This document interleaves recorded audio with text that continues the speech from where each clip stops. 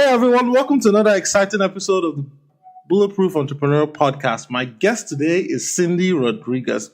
Cindy is the founder of Start Fierce Business Solutions, Inc. She started out studying web design in college and then started a freelancing business that she ran for many years until she decided she wanted to be an entrepreneur. And so she started Start Fierce.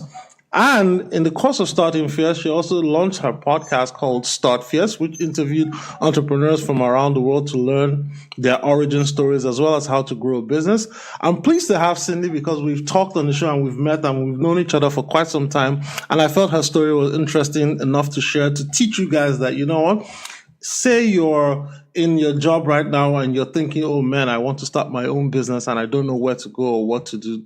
Cindy's been there and done that. And sometimes she still goes through that as I do myself. So I want someone like Cindy to come and tell us, what are some of the steps we can take to freelance and start getting some freelance income before we say, okay, yes, this money is coming in. I'm good. Now I can start actively considering leaving my job. And should you decide to scale your freelancing business into an agency, well, Cindy can give you advice on how to go about it. So I'm pleased to have her on the show today.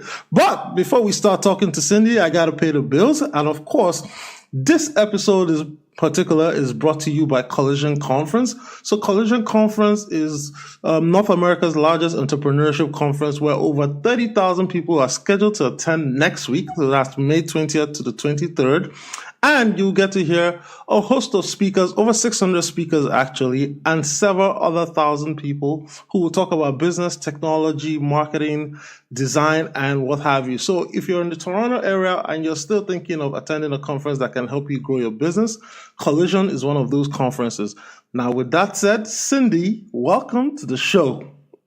Thank you. It's good to be back talking to you. Awesome, Cindy. Yeah, I was like, wow, we connected and talked last year, I know life got in the way and I started seeing you and we just chit chat every now and then. And then I saw your pictures from your recent vacation to Jamaica and I was like, you know what, let me catch up with Cindy and figure out what has Cindy been up to. So Cindy, just tell us a little bit about your background and, how you got started in the world of web design and marketing consulting. Yeah, so I've always been a nerd. And when I was in high school, I got into the internet and doing websites and stuff. And this was back before blogging existed. Mm-hmm. We kind of just blogged and you had to do it manually because there was no software that did it. So it was like a little network of people. We were all teenagers and we designed our own sites in HTML. This was before Dreamweaver and everything. And yeah, so it was kind of like a hobby. And honestly, all through high school, I didn't really know what I wanted to do for a living. But after I graduated, I was like, well, I already do this. So I guess this is what I want to do. And I went to school for it, did not finish, but still ended up getting jobs as a web designer, graphic designer. And just through the years, I've worked on my skills. I went from straight HTML designing to using Dreamweaver. And about, let's say, in 2009, I started working exclusively in WordPress, and I haven't turned it back. Interesting. Now, you mentioned something there, and you said you started playing around with this. I think you and I must have gone to school around the same time, because this was, if it's before Dreamweaver, so that means it's in the late 90s. Yeah. Because I remember I was in Nigeria, and oh my gosh, dial-up would take forever to connect to the internet. We couldn't even dream of designing. It was just download music in the middle of the night. So for us to be from 11 o'clock where we can tie up the landline and just get online, before we now got into chat rooms and whatnot. So even design was not in my mind, but I see you started quite early. You built your skill set, you went to college, but then you left college to do this full time. Now, what was your thought process when you went to school? You were in class learning, but you were also making money from your skill set. And you now say, yeah, you know what? the point of going to school is to learn a skill to get a job. I already have the skill and I'm making the money. So why continue making the expense of paying for the degree? Right, exactly. And I noticed like a lot of people that I was going to school with, they weren't even working in the field, and I was already kind of working in it, doing things here and there for people. At the time, I didn't really think that could be a full-time thing. I mean, entrepreneurship wasn't popular. It wasn't something that everybody did like now. So I didn't think I could make a full-time living doing it for myself, but I always did it on the side, and I was able to get good jobs doing it, full-time jobs. So I was like, well, I have to work full-time to pay for school, so I might as well I'm already working in what I'm going to school for, so I don't, why keep going? So in the course of running the freelancing business, what were some of the lessons you learned? What were some of the initial struggles? Because I know, yes, back then it wasn't as popular as it is now. Now it's like everybody must have a side hustle and a side gig. So let's talk a little bit more about freelancing and say, okay, what are some of the struggles you faced when you first got started? And if somebody were to look to you today and ask you, hey, Cindy, I'm thinking of starting a freelance side gig, what would you tell the person to start putting up first before even asking people to pay them? Well, the first thing that you need to do is make sure you have systems, because one of the biggest mistakes that I made was starting to do work for people without a deposit, and then they don't want to pay it, or they're like, oh, never mind, we're not going to do it anymore. And you just wasted all of this time. So, eventually, even if you're paying me $50, you got a contract. Everybody gets a contract. So the first thing you need to do is establish that everybody gets a contract. Friends of friends, especially, because honestly, the people in your life sometimes are the ones that are the most lax about things, because they have the personal relationships. They're abusing your skills. Yeah. And one thing is, I don't think people know how much it takes to do something, and they kind of want you to hook them up or give them some kind of a discount. And even if you have a full-time job, you really shouldn't do that. Not all the time. Obviously, some people you could hook them up or whatever, but I'll say this, about 99% of people that ask you for a discount are going to be clients you don't want to work with. True.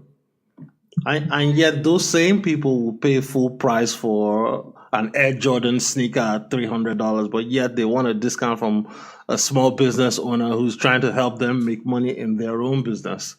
Oh, yeah, definitely. So I think one thing that you've got to do is educate your potential clients and your clients. And you can just do that very simply by making Facebook posts, not mean ones, but just reminding them like, hey, this takes a lot of time. It takes a lot of creative things, take a lot out of you mentally too. So if you start communicating that with like a little blog or on your Instagram and things like that, people will learn because they just don't know. Okay.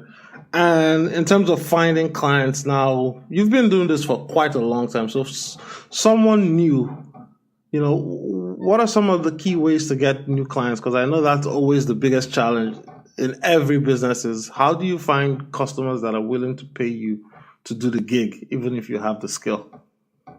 Well, I would say you start with personally branding yourself, and that means you don't necessarily have to set up a personal website, but make sure that everyone knows this is what you do. Yeah. And that takes you a really long way, because I've had conversations with people that I've known for a long time, and they're like, oh, hey, I didn't know you do this. Let's talk. Or they'll recommend you to their friends and stuff like that. So start off with making sure everyone knows what you do. Don't do it in an annoying way, though. Posting about what you do on LinkedIn, sharing industry articles, talking about it on Twitter. and stuff like that, and reaching out to your network. So when it comes to sharing it on social media, are you saying rather than, posting pictures of your nice food or your vacation trips, you kind of have to make your profiles professional and not just about you and your friends and what you do for fun? Right, yeah. Don't use your profile just to post funny memes. Utilize it to make sure that your friends know that this is what I do, and you can do that without being salesy. Yeah. Like I was saying earlier, like post about how, hey, I'm working on this project, blah blah blah. These are the things I like. Post finished projects. Post about what you're doing at work if you can, and stuff like that. And that way it makes you look like an expert, and people might not buy from you then, but a few months later when they're looking for what you offer, they're like, hey, I think I remember such and such is always talking about that on Facebook. Now, when it comes to things like, the web and web design, like you rightly said earlier, a lot of things are now easier to do today than it was way back in the day when the internet first got started.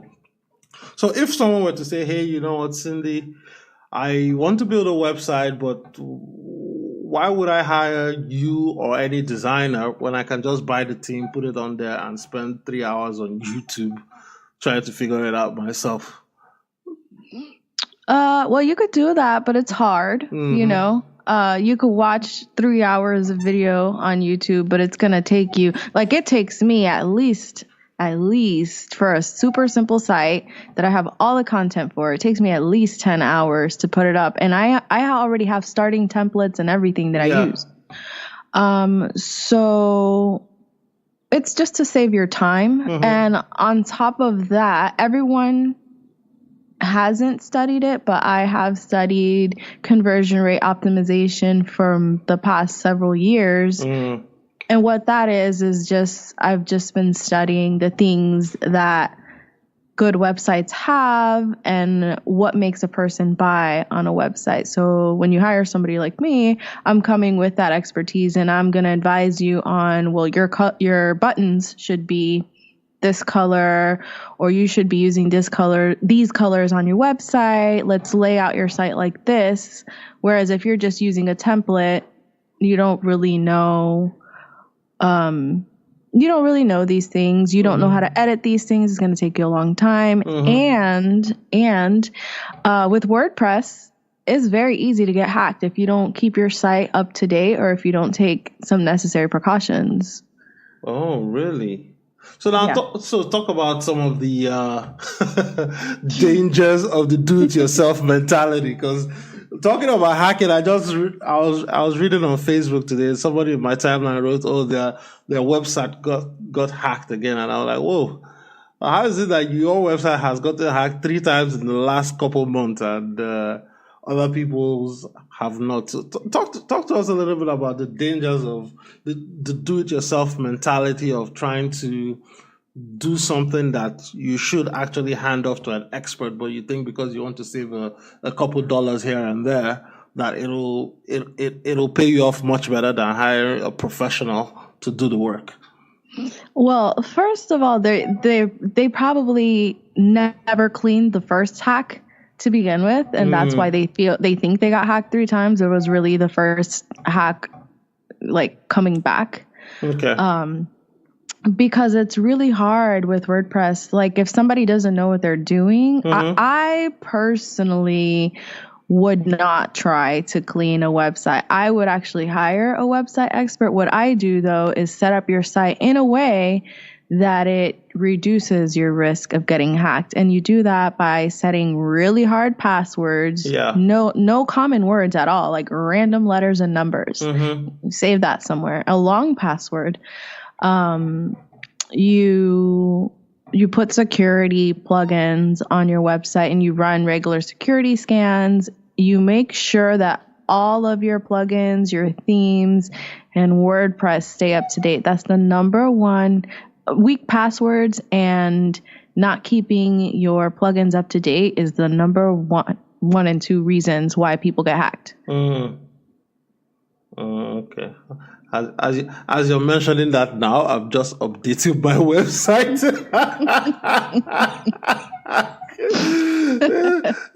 Okay. Best to do it now when it's fresh. So, all right. So you've done web design and freelancing for such a long time. Why did you decide, okay, you want to now create a business around this and not be like a solo practitioner or have more structures under your business? Yeah, because I like to be organized as it is, and I just had this dream to scale the business beyond just doing web design. Okay. Doing courses, teaching people how to do web design, coaching people and stuff like that. And so I know that I want to bring in other people and I don't want to bring them into a mess. So, I just wanted to have the correct legal structure in place for when it's time to do that. Okay.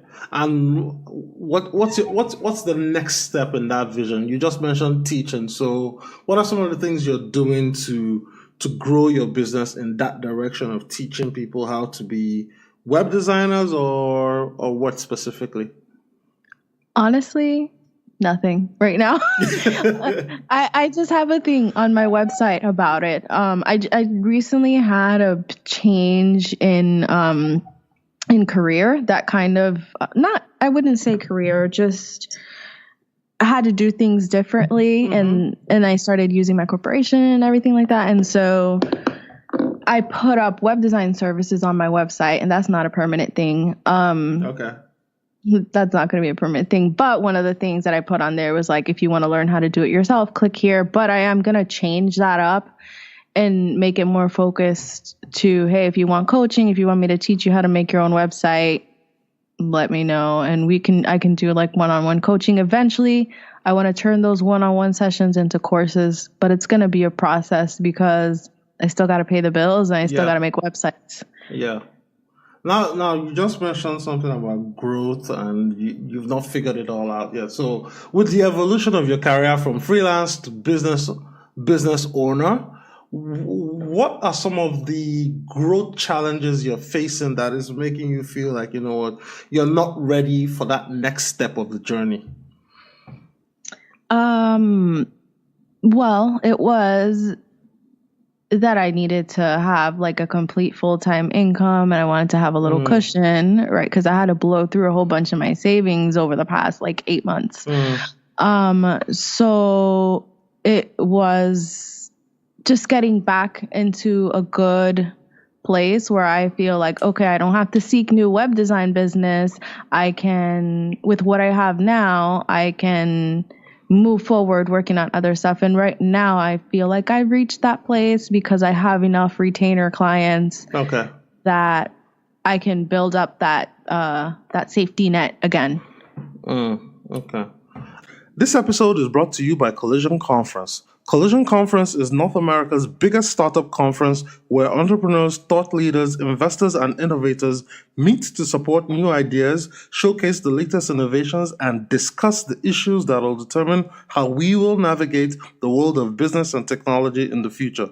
The conference starts May 20th to the 23rd in Toronto, Canada, and you can secure your tickets by going to www.collisionconf.com. That's www.collisionconf.com. See you there. And does that mean in terms of this, let's call her Cindy 2.0, you're actually looking to try different things? Because first of all, you've studied marketing, you've studied business growth techniques in addition to being, a hands-on web designer. So I'm just trying for us to maybe make this kind of like a therapy session as well, but say, all right, what do you need to do to help you get there and say, okay, yes, you have some retainer clients, but what else am I going to do within the next 3 months to make this happen? Do I need to start being guests on more podcasts, speaking at conferences, writing articles for magazines?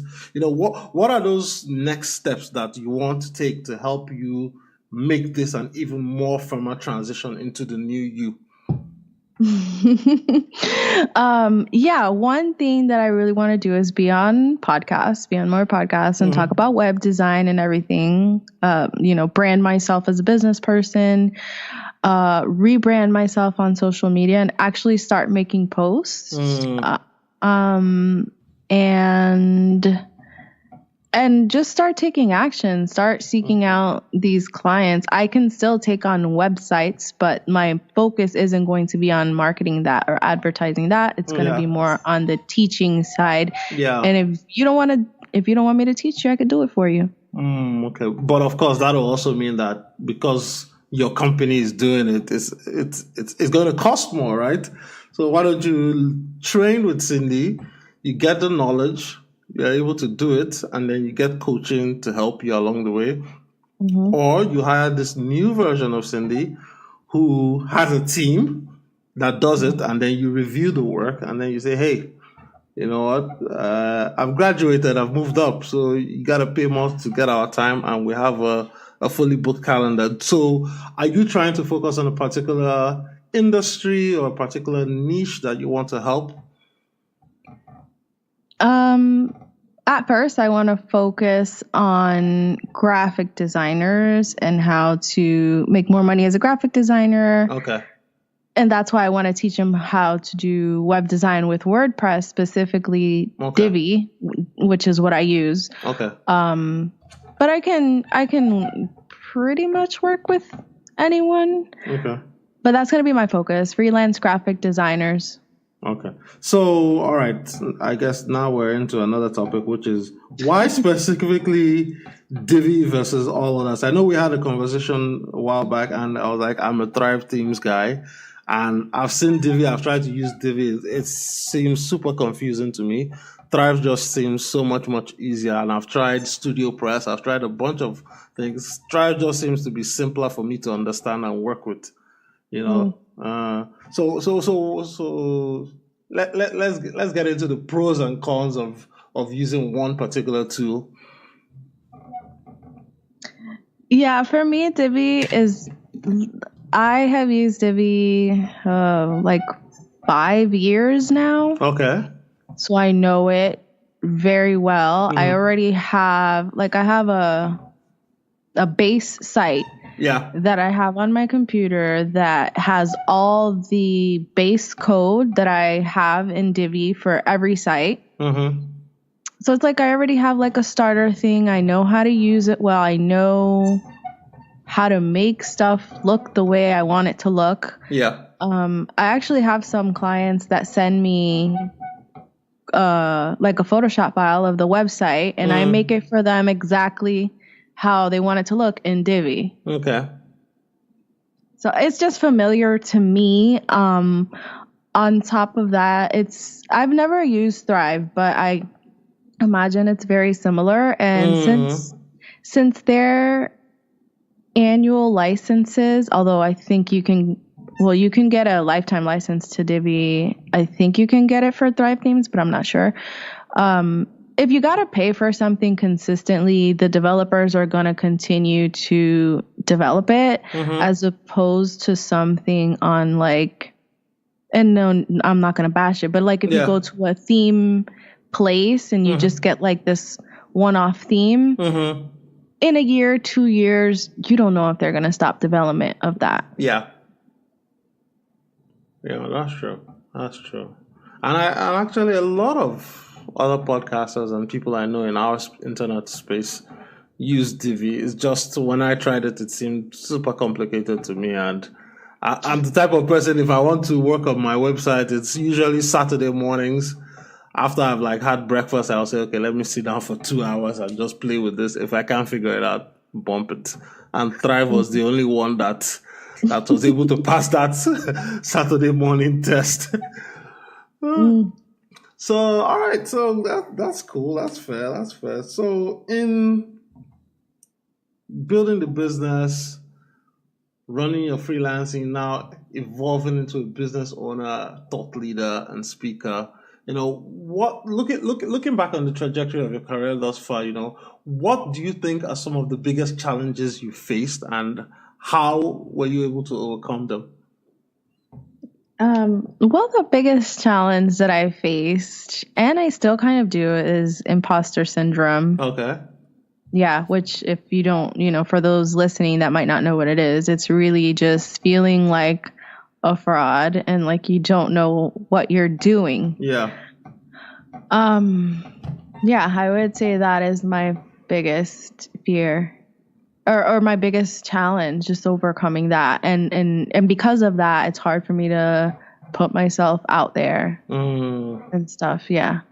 And it's funny you said that because I think I've heard somewhere that we all face that. So even kind of like people that we look up to, so let's take for example, it was Tony Robbins or John Lee Dumas or any of those guys in our world that we look up to. Like, I think those guys all wake up and they all face that thing. But the reason why most of them have become super successful is that, in spite of the fact that they have this fear, they still know that, you know what, I still got to do what I got to do, and I just have to follow the process that I've started. So whether it's, okay, I wake up at 5 a.m., do exercise, as long as you put a framework in place and you keep following that framework, I think that's what has helped a lot of people overcome feeling like that fraud and that imposter. And don't get me wrong, I too feel it when I'm trying to build a business or if I'm working in my job. It's just something like, if something isn't going right, do you feel, oh, dude, am I deceiving people? Will they find out that the emperor has no clothes or something like? It's always there nagging at the back of your mind. And I don't know why that is, but yeah, it really is a challenge that I think with work it can be overcome. So you're not alone there. I do struggle with that too, and I'm still figuring out how to fully make sure that it doesn't happen ever and ever. Yeah, I was actually talking to someone today about it, and I was like, maybe I just need to start a journal and write down my wins and even failures and what I learned from failing, you know, because you learn every time you fail, and is it even really a failure if you're learning from it? Yeah. And I was watching an interview last Sunday with I don't know if you've heard of this guy, Patrick Bet-David. So he's another entrepreneur interviewer on YouTube, and he was interviewing the former CEO of Sony Pictures. And so the guy was telling him that when he got the job to be the CEO of Sony, he went to Japan, had a meeting with the founder of Sony, and he said, hey, this year we're going to make 24 films or so. 16 of them will probably be okay. 4 of them will suck. And the rest probably will be hits. So we expect 4 to really, really suck. And then the founder was like, oh, now why are we going to make 4 movies that suck? He said, well, not everything is going to be successful. You just have to be prepared for the fact that a handful of them are going to suck. So the more you know that upfront and you're prepared for it, it's like when it does happen, you're not afraid and you're willing to learn from what has happened in there and then use it to make sure that the other subsequent projects do not turn out the same way. And I'm like, oh, okay, that kind of makes sense. So yeah, as we start to wind down the show, I just have 1 or 2 wrapping up questions for you, Cindy, before I let you go. Okay. And so in terms for people that are listening to this and they have a full-time job, but they have that itch to do something on the side, and you've done freelancing for a long time, and given the fact that, you know what, going cold turkey from your job to freelancing is very scary because you have bills and then you don't know how consistent your income will be. What are some strategies people can put in place today to make sure that as they start to explore the freelancing or the side hustle economy, they're setting themselves up for success?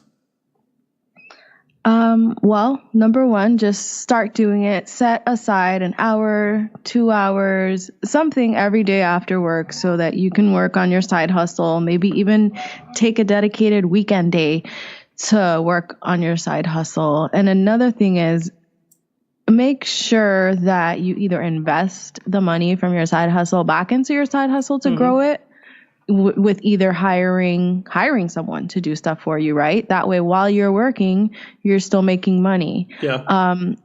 don't count any of your side hustle income for your bills at first at all.